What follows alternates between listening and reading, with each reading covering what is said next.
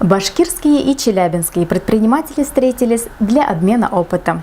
Мероприятие прошло в рамках проекта «Автобус стартапов», который курирует Фонд развития и поддержки малого предпринимательства Республики Башкортостан. Встречи бизнесменов в Челябинске проходят при поддержке представителей Республики Башкортостан в Челябинской области Амура Хабибуллина. Форум собрал не только стартапы, но и опытных представителей малого бизнеса. Данный проект – отличная возможность получить ответы на актуальные вопросы, которые помогут их бизнесу перейти на новый уровень и приобрести необходимые знания. Давайте дружить, давайте строить бизнес вместе.